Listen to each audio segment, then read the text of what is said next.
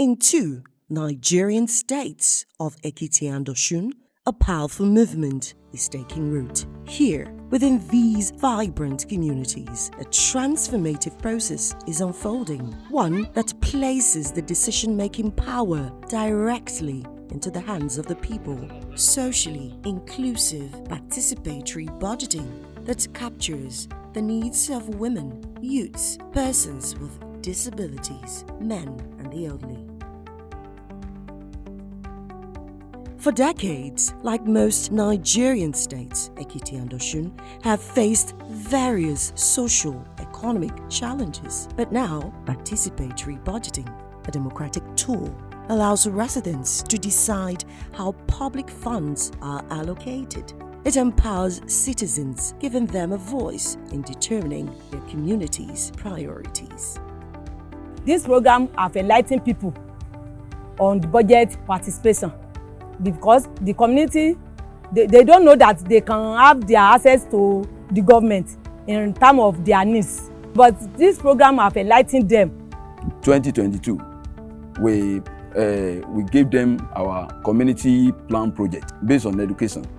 There are some schools that they need the rehabilitations.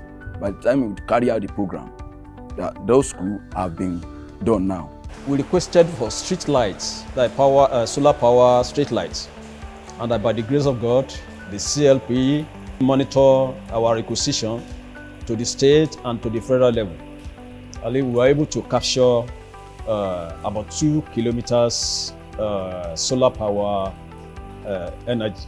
Each sectors of the community, they mentioned, they wrote what they needed in their areas. We collated it and submitted it to the local government for implementation. And we thank God that some of them were implemented. By the virtue of the provision of information so given by this organization, this body, very many of us have been able to understand exactly what it takes to agitate for things that belong to us politely, without any grudge with anybody, without any violence. The participatory budgeting process is fostering a sense of ownership, pride, and accountability within these communities.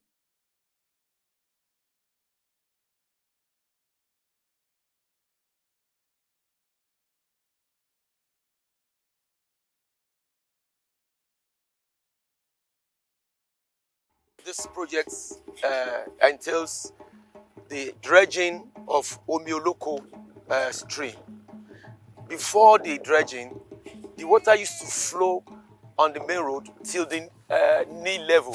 This culvert was desilted, so to allow for the flow of water for like 5 kilometers away into the Ureje Canal.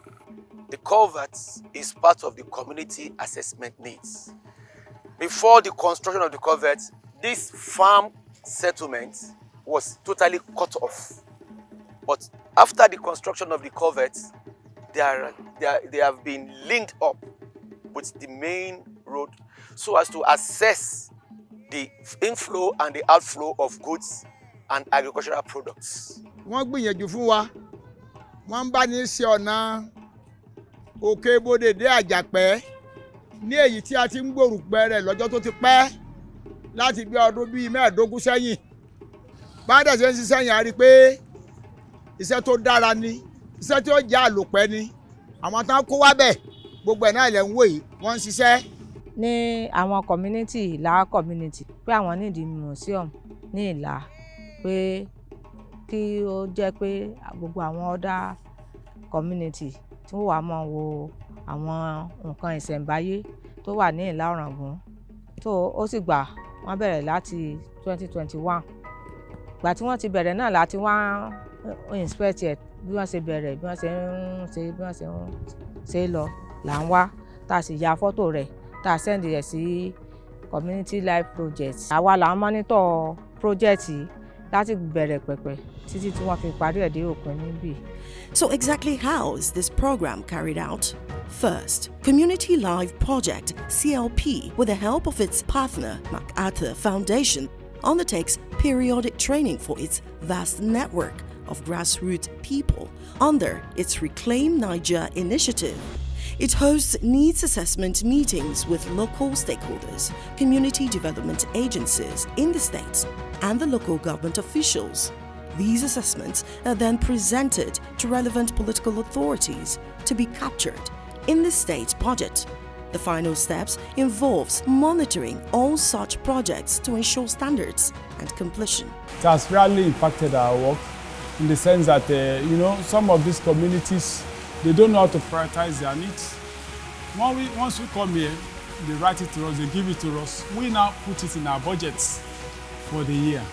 In most cases, they have been seeing huge changes in the community. We also at the local government level, by the time we will be organizing our own. So we'll be using this one, the CLP program, like it will be like a springboard. In fact, one of the things said here is that budget and development program is supposed to be made for the people and not for party.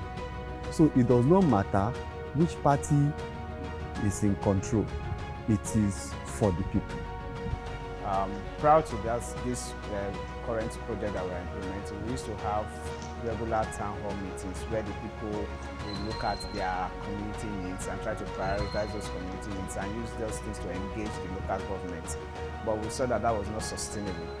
So what we decided to do from 2021 was to train the local government officials themselves and train the community leaders so that they can carry out community needs assessment. So they did that joint exercise so that when they are preparing their local government budget, they can have accurate data to prepare the budget. And we've seen that the 2022 budget was richer, was more had depth, and the 2023 budget that they brought also, which was a 3-year community development plan that they produced in 2021. But the journey is not without its challenges. Building consensus and balancing priorities can be complex. Also, politicians can be slippery. In many instances, they favor projects that appeal more to their ambitions than that of communities. Yet, the commitment and resilience of the people in Ekiti and Osun continue to drive this participatory approach forward. As participatory budgeting continues to flourish, it stands as a beacon of hope that we can, as a country, get things right. All of these have been made possible by the work which Community Life Project, with support from MacArthur Foundation, has been doing, educating and sensitization of grassroots communities to know their rights and take their destinies in their own hands.